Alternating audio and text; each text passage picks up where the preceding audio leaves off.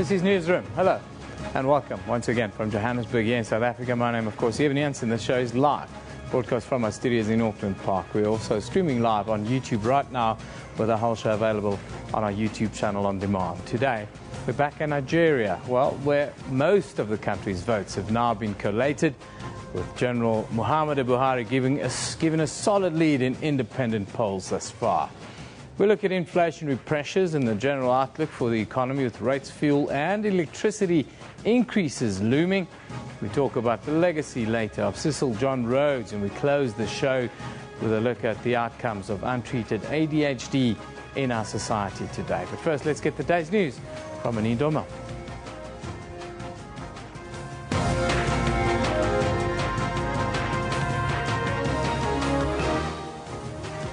Good morning, I'm Adhd. Let's just have a look at the stories making headlines today. COSATU's President Sadumu Dlamini says there has been no formal announcement on the expulsion of Zwelinzima Vavi. However, an announcement on the outcome of COSATU's Central Executive Committee is expected later today. If it is formally announced that Vavi has been expelled from the Federation, he is expected to challenge the decision. Vavi has vowed to mobilize workers for what he calls reclaiming COSATU. COSATU is expected to brief the media on its CEC meeting in Braamfontein at noon. There is no announcement that COSATU has made about the General Secretary. The matters are still being discussed in the CEC, and we want everybody to respect that and respect the Federation to be able to conclude its work properly. Land Bank Chairperson and former SABC Board Chairperson Dr. Ben Ngubane is the acting Eskom Chairperson. This comes after the power utility confirmed the resignation of its Board Chairperson, Zola Tsotsi. Tsotsi was accused of acting improperly. Earlier this month, Tsotsi suspended 4 senior executives at Eskom, including CEO Tediso Matona. Convicted murderer Thandi Maqubela will be sentenced today in the Western Cape High Court. Closing arguments in mitigation and aggravation of sentence were heard last week. 60-year-old Maqubela was earlier convicted of the June 2009 murder of her husband, acting Judge Patrick Maqubela. She was also convicted of fraud and forgery relating to his will. At least 40 people have been killed at a refugee camp in northwest Yemen. In an airstrike on the camp, about 200 people were also wounded. Houthi rebels advanced on the southern city of Aden despite air raids by a Saudi-led coalition yesterday. Muhammadu Buhari has so far extended his lead in Nigeria's presidential election with over 2.5 million votes. With just over half the presidential results declared, only 6 states remain uncounted. So far, Buhari has built a lead with 12.9 million votes. This compared to 10.2 million votes from President Goodluck Jonathan. Nigeria's Electoral Commission says full results from the country's presidential election are expected today. Fellow comedians and government officials have continued to congratulate Trevor Noah. Noah is flying the South African flag high after being named the new host of The Daily Show. The Soweto-born funny man will take over from current host Jon Stewart when he retires later in the year. Remember, you can find all of those stories on our Newsroom Facebook page. Just search for Newsroom. You can also follow us on Twitter at SABC Newsroom. Evan, over to you. Yeah, thank you very much, Anina. Nigeria's election body expects to announce the final results of the weekend's keenly contested presidential polls later today. Incumbent Goodluck Jonathan is facing a strong challenge from former military ruler Muhammadu Buhari, who's currently well in the lead. The UN has praised the poll despite some technical hitches, protests and violence linked to Boko Haram.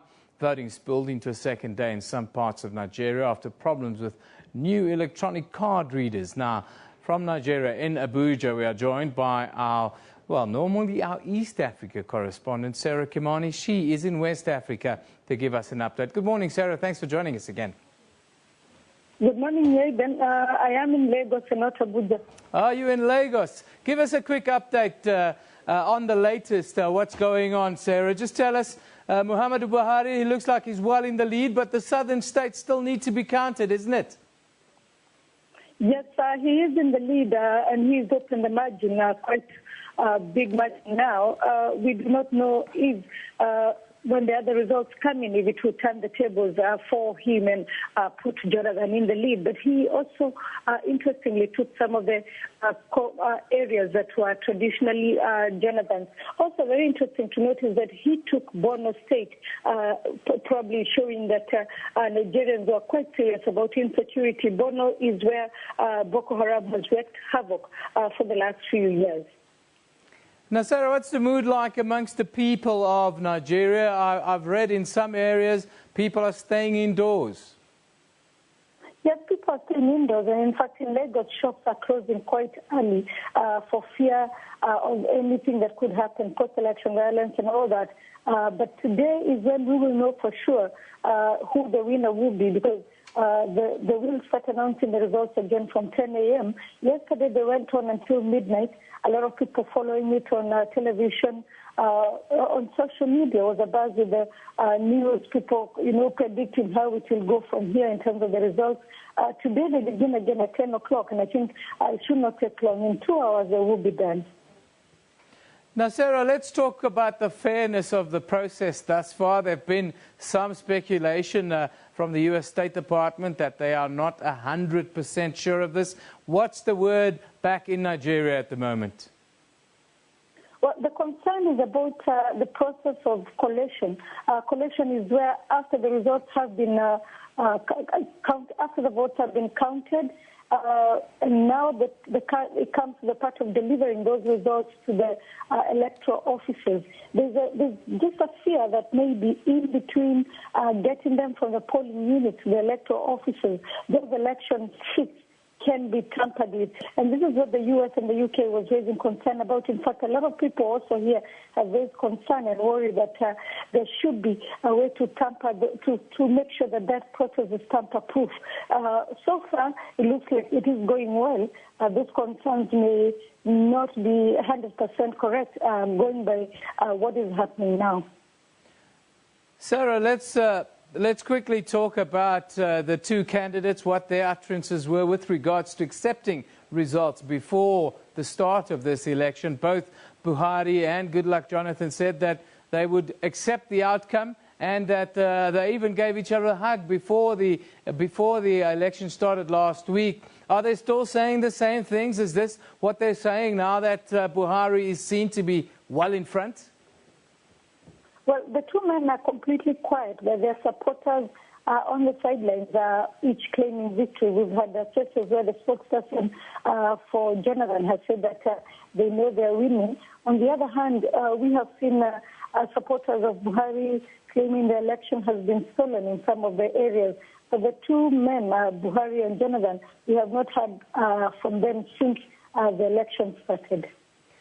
Sarah, the vote or the lead for Muhammadu Buhari at the moment is well in front, of course, the crucial southern states where Goodluck Jonathan has his stronghold still has to be counted. But is this a move or does this sketch the mood of the Nigerian people that they've had enough of corruption? That was very much the campaign that Buhari ran, is that he will root out corruption if he comes into power. When you speak to people on the streets, even on Sunday, when the votes went to a second day, a lot of people were so tired of having the same government for 6 years, the same political party for 6 years. Most of them saying they wanted to see what would happen if they had a change. And so this is a culmination of, that fatigue of having the same political party.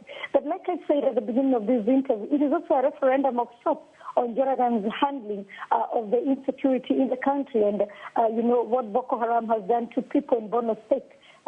They gave Jonathan a thrashing there, proving that indeed they were serious about insecurity, just like they are about other issues in the country.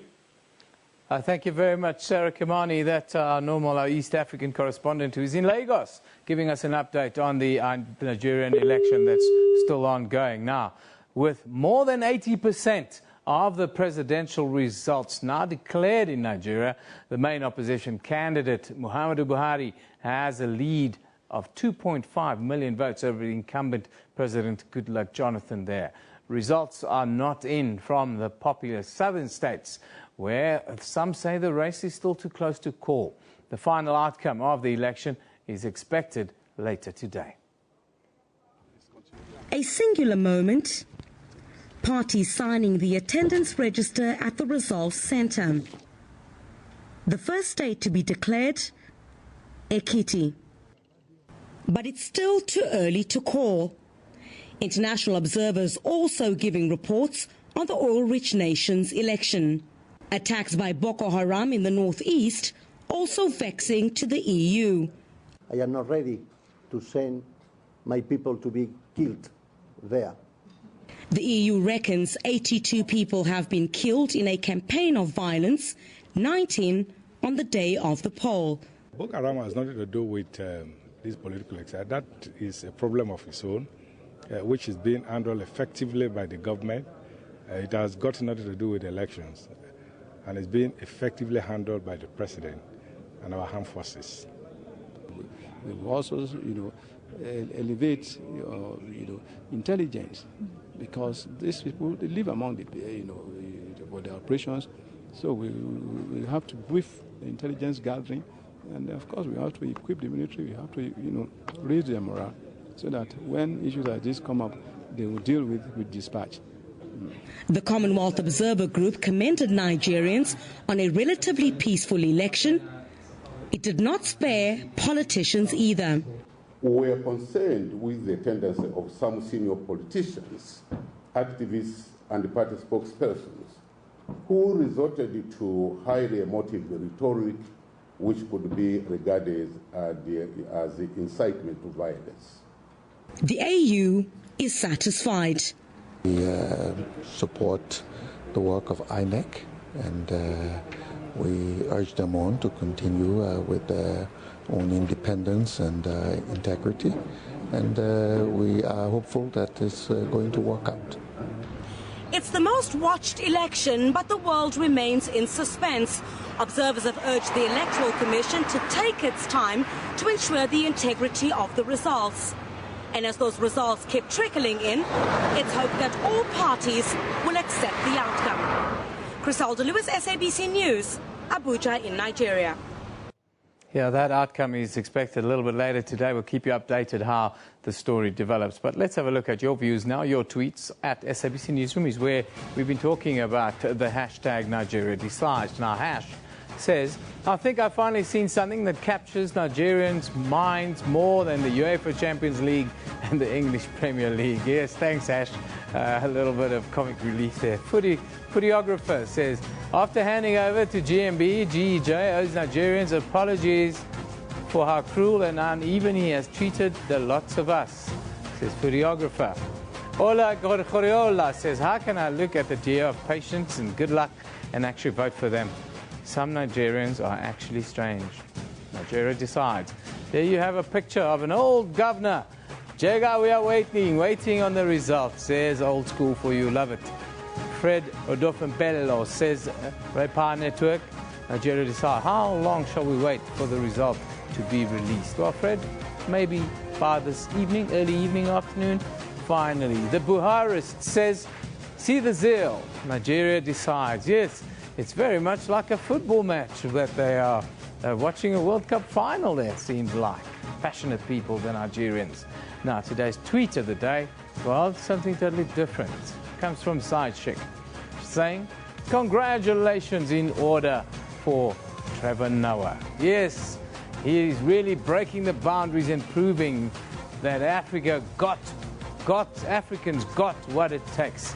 Fantastic. Yes, Trevor Noah, of course, the new host of The Daily Show. But let's take a quick look at the front pages from around the globe. In New York, the Wall Street Journal, you'll see a picture of Muhammadu Buhari following partial results that reported that his People's Democratic Party is leading incumbent President Goodluck Jonathan. And in the USA Today, there you will see South Africa's very own comedian, Trevor Noah, set to replace Jon Stewart on The Daily Show. Comedy Central announced this yesterday. Move to Europe. The Times reports Ed Miliband's efforts to cut public spending and clear the deficit will be sabotaged by his own MPs after the election. the Labour leader has been warned. Just take a quick look at what is happening around the country today. We start in Port Elizabeth, where the Khoisan movement will hold a protest outside the Queen Victoria statue in an attempt to get the statue removed and replaced with the remains of David Stearman, which they are trying to get repatriated from Australia. Still in the friendly city, Port Elizabeth, the final report of the Marikana Commission led by Judge Farlam is expected to be handed over today. And then in the Cape Town High Court, the sentencing of Thandi Makubela, who was found guilty of killing her husband. Acting Judge Patrick Makubela will resume today there. Now, on this big story for us, social media was a buzz following the announcement that our very own man, comedian extraordinaire, Trevor Noah, selected to replace Jon Stewart on Comedy Central's satirical news program, The Daily Show. In December, Noah made his debut as an on-air contributor on The Daily Show, offering his outsider's perspective as a biracial South African on the United States. Amongst those who took to Twitter to congratulate Noah includes South African-born Oscar-winning actress Charlize Theron. Let's take a look at an appearance of Trevor Noah on the show. To our program. So we are very pleased to welcome our newest contributor from South Africa, Mr. Trevor Noah. Trevor, thanks for joining us. Nice to see you. Welcome, sir. Thank you very much. How are you? We're really delighted that you're going to be joining us, and I know that you flew in, I guess, yesterday from South Africa. Yeah, I just flew in, and boy, are my arms tired. Okay. All right there, oldie but a goodie. Very nice. No, seriously. I've been holding my arms like this since I got here. Yeah. I never thought I'd be more afraid of police in America than in South Africa. It kind of makes me a little nostalgic for the old days back home. That's just, come on. Are you saying black people in South Africa today don't get assaulted and killed by police? Oh, no. I mean, they do. But since apartheid ended, they're now also being killed by black police. Progress. Well, that's... Fantastic. Our very best export, Trevor Noah. I love the man, love his work, and all the best to him on The Daily Show. I will from now be one who'll be watching The Daily Show. Time for us to take a break. You're watching Newsroom on SABC News.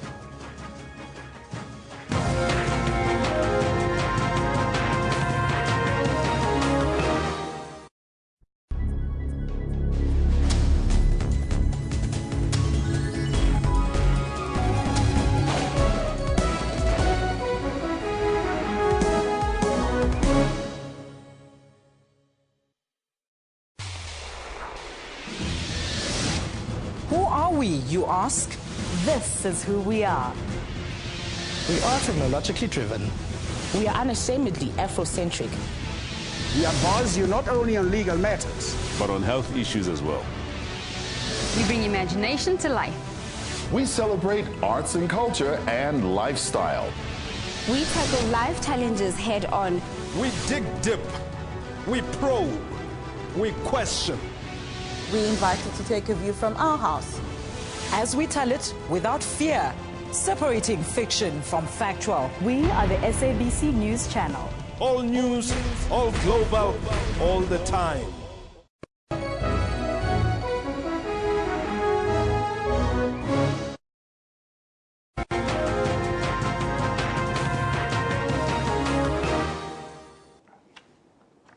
Welcome back. This is Newsroom. April is set to force consumers to pay more for petrol, electricity, and there's a possible interest rate hike. And these are not the only concerns in consumers' minds. South Africa is bracing itself for another round of labour unrest as the Department of Home Affairs gets ready to go on strike over working hours next month. And collective wage negotiations are difficult to ignore as the postal industry strikes. Last week, 21,000 contract workers at Medupi Power Station went on a one-day strike, even though the country faces electricity challenges. Does this mean the country will soon be facing more tough economic times? Well, I'm joined in studio by the head of market and economic research at Investment Solutions, Lesiba Motata will tell us a little bit more. Good morning, Lesiba. Morning, even. Always nice to have you with us, mate. Indeed. You always try and put a nice spin on it for us, but the outlook looks rather dour, doesn't it? Yeah. Give us a quick heads up. How do you view the next 2 months? No, it's a difficult time because you had taxes going up, which will be reflected in the petrol price tonight at 12 o'clock, with the petrol price going up as much as it is. So you're also getting interest rates that are coming up is because of the weak currency. You're seeing it come through inflation numbers. It came down, but it's going to be pushed up. So you get food prices are also going up. We're beginning to import maize, as opposed to be net exporters of last year. Now we're importing maize. Yeah.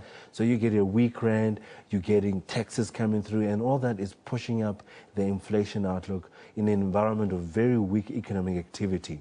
The labor situation is also quite problematic. I think we really have seen the worst last year.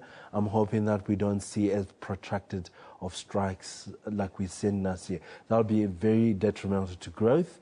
That was about 1% of GDP last year.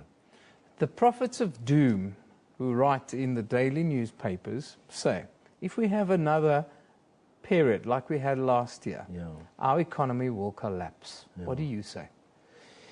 Just word on the street and the conversation that's happening between the employers and the employees. They're much more mature this year. I think there's some meeting of the minds, particularly in the public sector when you listen to the teachers and SATU, etc. It looks like there's meeting of minds and there could be a solution. There's always a give and take, a tough conversation. But from my sense, it looks like we're not going to see last year. So there will be a conclusion of a better deal for both parties, and that will result with economic growth going forward. The headwind is really just on electricity supply, which can be a big one. Now, I heard there might be some good news that our statisticians got our growth outlook wrong in the previous 12, 18 months. Have you got any more information on that, and how does that then play out into the wider economy? Oh, well, the outlook is such that because you're having base effects having to come through in manufacturing and in mining because they were worst hit last year, that will contribute positively to growth. But also our largest trading partner, Europe, is having positive economic surprises. Yeah. That will be good for South Africa. The US seems to be doing well, also is our trading partner. That could be good for South Africa, although China is seemingly slowing down somewhat. So there could be upside surprises on growth. But even what we're talking about here is as opposed to talking to 2.1, we're talking about 2.3 or 2.5% growth, which is still very, very anemic given the needs of the economy. Yeah, we need 5 points really to make some headway. Yeah. But with this rate hike that could happen now in May, and some say definitely will happen in July, what should consumers, people like myself, be thinking about? Yeah, no, it's a tough situation for the SARB in that we are in a weak economic environment. And unfortunately, they have to hike rates. If you look at what we call inflation expectations, they're anchored at the upper end of the inflation target range at 6%. What that means is that consumers need to be aware that we're going to potentially see higher interest rates. And if anything goes wrong, I'll be dismayed to even say that we may see higher taxes.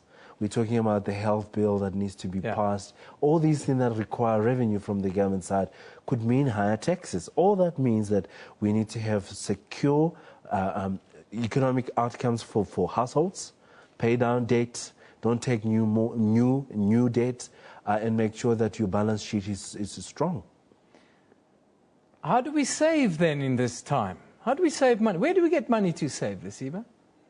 Yeah, no, it is a difficult time. South Africa has the lowest saving rates. If you look in BRICS, it is difficult, but what you need to do is downgrade. You got big cars, buy a smaller one. I've got a small car already, Lesiba. Hey? I've got a small car already. I know it's difficult. It's a difficult time for consumers, but we just need to tighten our belts. It's not easy to be going out and splashing into spending. Is there any good news in the longer forecast, 3 years, 5 years? I'm afraid it's difficult. The path at which we've taken on policy it's very difficult to see better improvements, because should anything go wrong, you get higher taxes. If anything goes wrong in terms of a currency, what happened in Russia is when you get currency depreciation in a sharp way, central bankers respond with higher interest rates. In that time, they did 6.5% in one meeting. I'm not saying it will happen in our country, but the role of the central bank is also to protect the value of a currency. And should anything happen, they could be forced to hike rates more than we see now. Well, Asiba, thank you for joining us. Always nice to have you with us. That's the head of market and economic research at Investment Solutions, always giving us a real honest spin on where we are. No, never sugarcoats it, does he?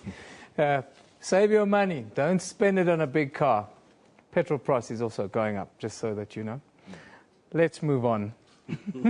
Let's move on. Thanks, Asiba. Now, election officials worked into the night last night, counting results from Nigeria's tight presidential vote. With just over half the presidential results now declared in that country, the main opposition candidate, Muhammadu Buhari, has a lead over the incumbent president, Goodluck Jonathan. Results are not yet final from the popular southern states, where the race is still too close to call. Counting will resume at 10 o'clock this morning, and the final outcome of the election is expected later today. Now, in our Pretoria studio, we are joined by political analyst Martin Ewi to talk about the latest results following the two-day elections in Nigeria. Very good morning to you, sir. Thank you for joining us. Good morning. Thank you. What is your opinion, Martin, on the picture that is starting to emerge in the Nigerian elections? It looks like Muhammadu Buhari has a solid lead now, with only 6 states left to be counted. I think so. He is ahead of President Goodluck Jonathan, and I think this does not come as a surprise to many Nigerians. There have been widespread criticism of Jonathan's government in the past 4 years. So yes, I think Nigerians came out in numbers to cast their vote and to express their voice.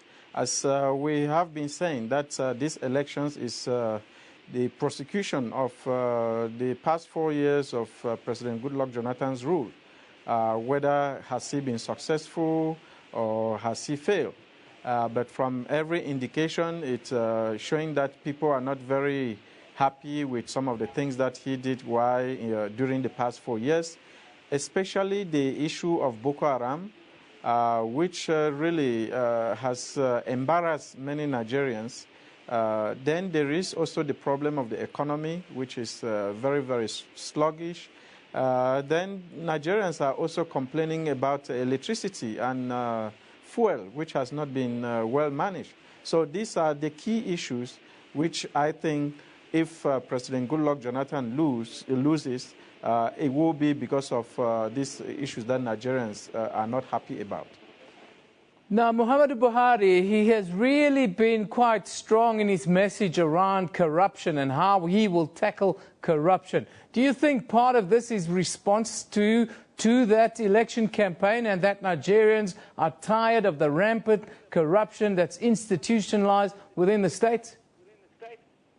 I think so. That has been one of the issues, corruption. And President Buhari is known for no-nonsense, as Nigerians put it. So he has a zero tolerance for corruption. And I think his appeal on this particular issue has really has been well received by Nigerians.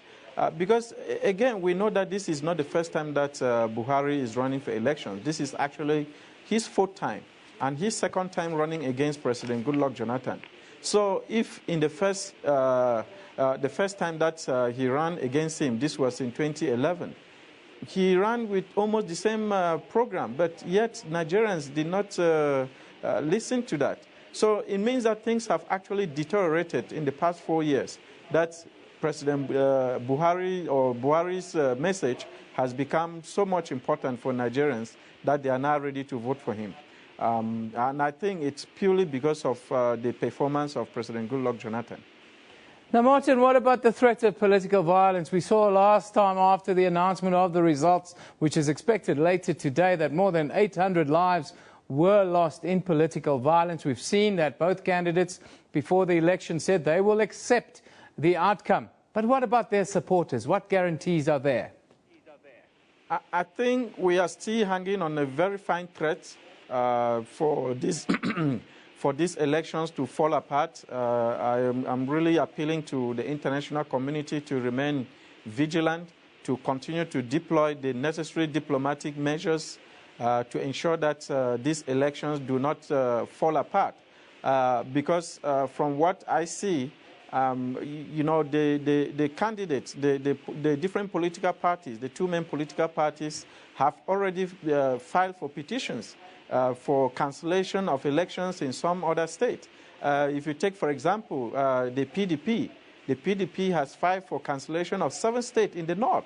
And these are all states that have been won by Muhammadu Buhari. So I think that we still need to be very, very careful that the elections are not over yet.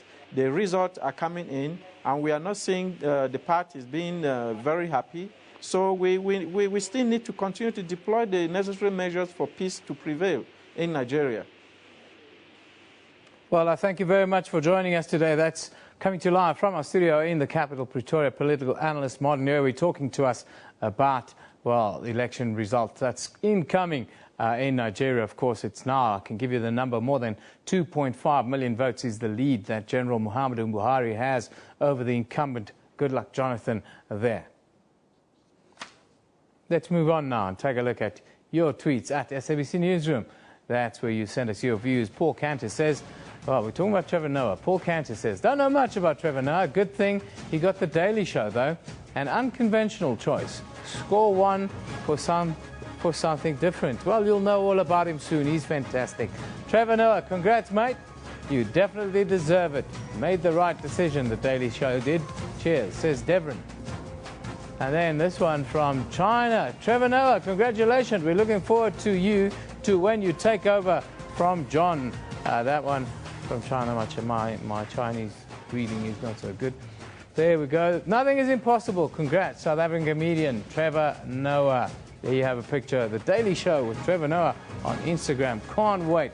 The guy is an absolute legend, one of the funniest men in the world. That is Trevor Noah, and I'll certainly be one who'll be watching the Daily Show from now on. Now, picture of the day comes, well, from Africa is a country. The University of Cape Town has covered up Cecil John Rhodes' statue. Next, they will move it.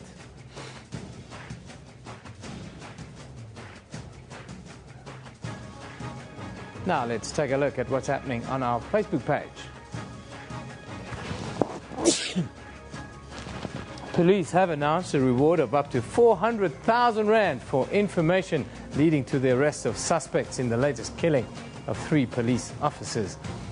6 Gauteng police officers have already lost their lives in the line of duty this year. Then Nigerian opposition contender Muhammadu Buhari has built a lead of over 2.5 million votes with only 6 states uncounted early this morning, raising prospects of an overwhelming victory. And then Canadian legislatures on Monday voted to back the government's plans to bomb Islamic State's positions in Syria, a move that opposition parties say threatens to drag Canada into a long war. All of those stories and a whole lot more on Newsroom's Facebook page.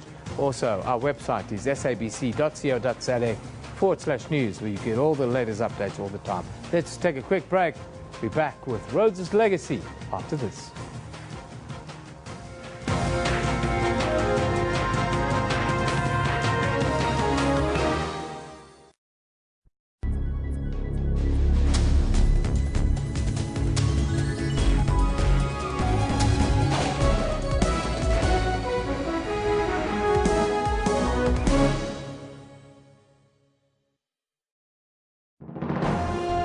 Zoom into Africa.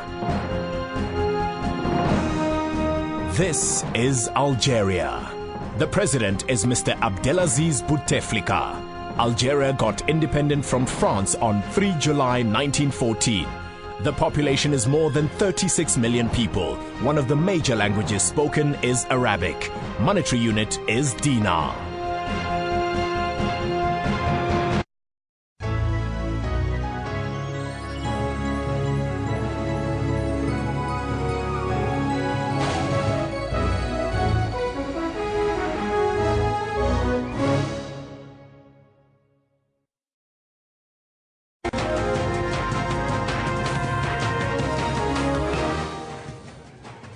Welcome back. You're watching Newsroom on SABC News. Let's just have a look at the stories making headlines today.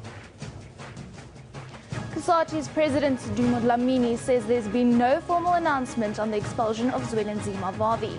However, an announcement on the outcome of COSATU's Central Executive Committee is expected later today. If it is formally announced that Vavi has been expelled from the Federation, Vavi is expected to challenge the decision. COSATU is expected to brief the media on its CEC meeting in Braamfontein at noon. Land Bank Chairperson and former SABC Board Chairperson Dr. Ben Ngubane is the acting ESCOM Chairperson. This comes after the power utility confirmed the resignation of its Board Chairperson Zola Tsotsi. Tsotsi was accused of acting improperly. Muhammadu Buhari has so far extended his lead in Nigeria's presidential election with over 2.5 million votes. With just over half the presidential results declared, only 6 states remain uncounted. Nigeria's Electoral Commission says full results from the country's presidential election are expected today. Remember, you can find all of those stories on our Newsroom Facebook page. Just search for Newsroom. You can also follow us on Twitter at SABC Newsroom. Kevin, back to you. Yeah, thank you very much, Anina. The University of Cape Town Senate voted, and now the Rhodes statue will be moved from the university's campus. But where will it go? The statue of Rhodes had human excrement, urine and pig manure thrown at it. And after UCT students spoke up about removing it for what they call institutional racism, others across the country have also started to follow in their footsteps, as there are still many historic statues some think are symbols of oppression. So do these statues have a place in South Africa today? To talk to us about this, we are joined from Cape Town by Dr. Adhd, the Director for the Centre for Conflict Resolution. A very good morning to you, Doctor. Thank you for joining us. Thank you. Good morning. Doctor, why do you think it's taken so long, more than 20 years into the democratic process, for a debate to emerge around the legacy of the likes of Cecil John Rhodes? I think there was a feeling, particularly with Nelson Mandela as the first democratic president of South Africa, promoting reconciliation, that it was probably better to leave the past and focus on the present, and the feeling that there were other priorities that needed to be taken care of. But I think 20 years later now, part of that has gone, part of that rationale has gone, and people are now beginning to question entrenched histories and symbols that are very oppressive and offensive for the majority of the population. Within that context that you're talking about now, is there a place for this statue to be? If so, where do you believe would be the right place for a statue like that of Cecil John Rhodes? I think it's very important to note, as many of the students that are protesting have themselves said, that they don't want to destroy history and erase it and wipe it away as if it hadn't happened.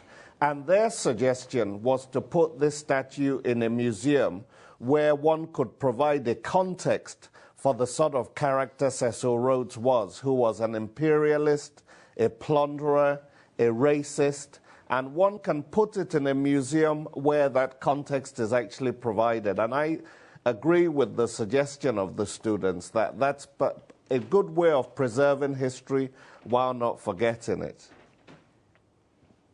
Within this context now, this small battle has been won. What do you think this means for other symbols around South Africa? We see somewhat of a groundswell starting to happen. Do you see that happening more and more? And what are your views on it? Well, I think we have seen it happening more and more. You know, there was a statue of King George at the University of KwaZulu-Natal, which has been defaced.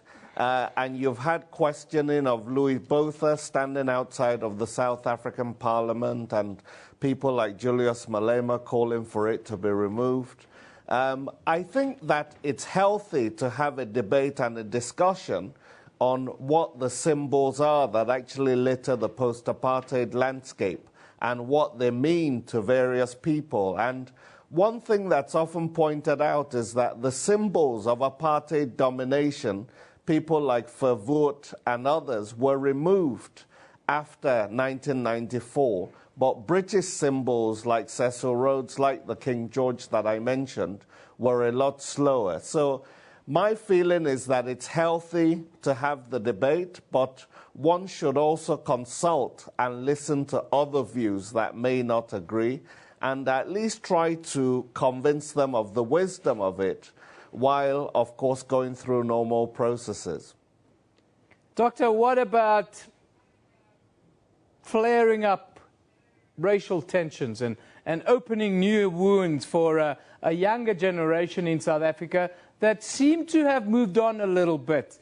Is this not cannon fodder for those that want to deepen racial division in South Africa? I don't actually think so, because when I saw the 500 students that were demonstrating at the University of Cape Town, one of the things I found most impressive is that it was a multiracial protest. And when I watched also the discussions and debates at the University of Cape Town on the removal of the statue, it was both black and white students and so-called coloreds and Asians that were speaking up against the statue and against symbols. And I think what is important here to realize, listening to the students, they are saying that the statue is only a metaphorical symbol for greater institutional racism at some of these institutions. And they're talking about curriculums needing to be changed, black professors teaching them, and these seem to be quite reasonable things. So I see this as progress rather than fueling racial tensions. Officially, what would you like to see happen next in the process of dealing with the issues of statues and, call it, symbols of oppression?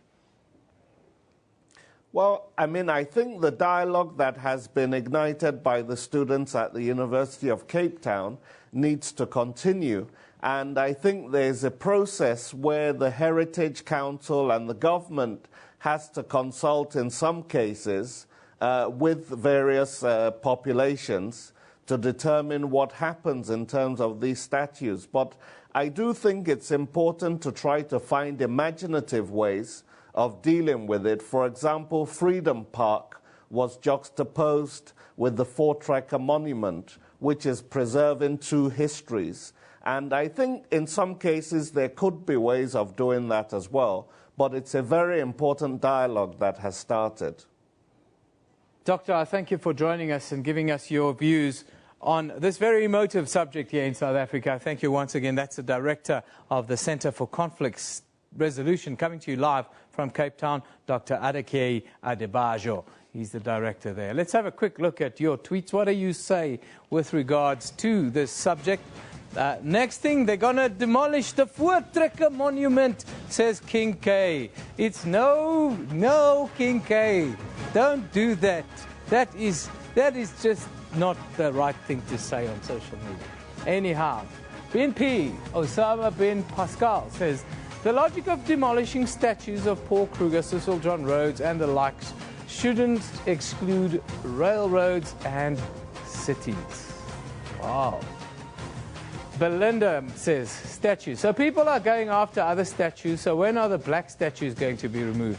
It's only fair to not have them at all. Oh, Belinda, you're being controversial. Jay Ghetzi says, destroying all these statues and erasing the part of history they represent doesn't sit well with me. I have a view on this, but I'd rather not share it this morning. I think we should have museums where these beautiful statues and our heritage is kept in well and good order. Anyhow, let's deal with the problems that face our societies, mothers and fathers, the things that we deal with on a day-to-day basis. Something, it's called attention deficit hyperactivity disorder often goes unrecognized and untreated throughout childhood, with parents and teachers rather labeling the child as a dreamer, troublesome, or even stupid. But what happens when this behavior does not fade out with age, but rather affects the child's grades, social life, or even their future as an adult? Now, last week we spoke to general practitioner Dr. Shirley Ann Jordan, who spoke to us about ADHD and medication. Well, today she's here in studio with us to tell us more about the impact of undiagnosed or untreated ADHD and what that effect can be on your adult life. A very good morning to you, Doctor. Thank you for joining us once again. Thanks, Evan. Thanks for having me here. Very important topic. Yes, it is. Controversial too. I think there's a lot of untreated mental illness in society today, and it plays out in a lot, I think, of the horrific crimes that we see in general, and I maybe am talking in general terms of mental illness. Do you see similar trends? Yes, I think it's more and more prevalent in the news, and it is being missed in our pilots, in our accidents, in our criminal justice system, in our schools, and it's having a rampaging effect, not only on children, but right into adulthood. And the sadness is it can really be, the damage can be stopped, can be contained, and we can harness the potential instead. That's where this early detection of ADHD is so important in schools. I was told I was a naughty boy, and I was probably suffering from something like that. But the damage that occurs when it's not detected, and you grow up and you live out in this very difficult adult life that we live now. What are the dangers? Well, they are far-reaching and can be quite erosive on a child's academic potential as well as their social and relationship functioning, and that's relationship with parents, with teachers, and with their peers. And it starts off as perhaps failing a test, and then it's failing a year, then it's failing themselves, failing their parents, failing at their jobs, their relationships, and possibly even their marriages. It might be a broken glass now, then it's a broken bone, then it's a broken reputation, a broken marriage. So a bike accident is easy to contain, at least from an impulsive child, but a car accident one day and an overdose at worst is really the good, the bad, and the absolute ugly. How does this link with things like depression and the like? We've seen the pilot who flew 150 people, including young children, into a mountain because he wasn't a very happy boy. It is quite common for ADHD to be associated with depression or anxiety, or to have a condition like that as a secondary consequence of untreated ADHD.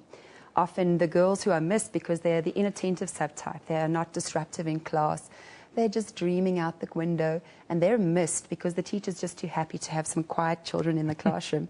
They're often the cases that present with depression in their adolescence, and then we make the huge mistake of saying this is just a teenage phase, and we miss a chemical depression that's there with ravaging effects into their adolescence as well as into their adult lives. Now, we often think that ADHD is only something that's in children, and we should look at it in children. But tell us, you know, when is it ever too late to diagnose ADHD? Can you be diagnosed when you're 43, like me? Absolutely.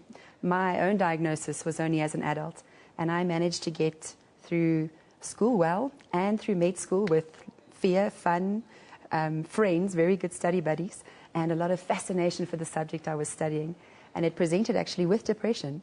And my psychiatrist was very wise and picked up my ADHD. And only in the last short few years have I been addressing my own ADHD, which has been a real breakthrough in my marriage, in my relationships, and even in my work functioning as well. It's never too late. We want to try and catch an egg early in the warm environment, because the more we let the brain settle, the more difficult it is to change those pathways. But old dogs can be taught new tricks. Wow. And that's the wonderful thing of neuroplasticity. It's never too late to change bad habits.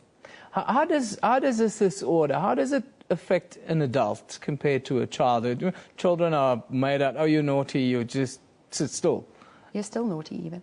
Yeah, well, we should... But it often looks like they're easily distracted. They have difficulty completing things. Good beginnings, poor endings, never following through. They're terrible at organizing. I'm not looking at your papers, Evan. And Yeah, have no, difficulty just judge me, why don't you? listening. You put yourself on air. Yeah. And sometimes they feel driven the whole time, not hyperactive, but there's an internal restlessness or a fidget that's there, needing to move from one task to the other. And they have difficulty relaxing, which often the spouses complain about. They're very impatient and they tend to act without thinking. And they might be impulsive in their relationships, in their spending, in their jobs, frequent job changes, easily bored. And in fact, if you've listened to all of these and it was difficult to get through the list, you might have adult ADHD. I'm in therapy at the moment, actually. I mean, and it's working for me. But now, if you suspect that your child or yourself have ADHD, how do you start getting help? It's important to have a full evaluation by a team of qualified professionals. So find out if your doctor and specialist have training in ADHD. Mm-hmm. It is rather the Laat Lamiki of psychiatry. Yeah. So we are not properly trained without extra guidance, as well as a therapy team, and make sure that we have enough input from all of the people who know you in all the aspects of your functioning in order to make an evaluation. Fantastic. Thank you for joining us. I'm really interested in the subject. You mentioned a lot of things there that kind of resonate with me. Thank you very much for joining us today. That's Dr. Shirley-Ann Jordan, who will talk to us about ADHD, and it's not just something that could affect your child, it could be affecting you at home as well. So, talk to your doctor. Even if you're in therapy already, go and speak to your psychiatrist. Might be able to have another breakthrough in your life. Anyhow, that's where we wrap it today. Newsroom is broadcast live from our studios here in Auckland Park, Johannesburg, every weekday morning between 9 and 10 a.m. The show then repeats at 2 in the afternoon with a rebroadcast at 5 a.m. the following day. We're also live on YouTube at that time with a show available on demand on our YouTube channel. This is SABC News. You have been watching Newsroom, and we love it in the morning.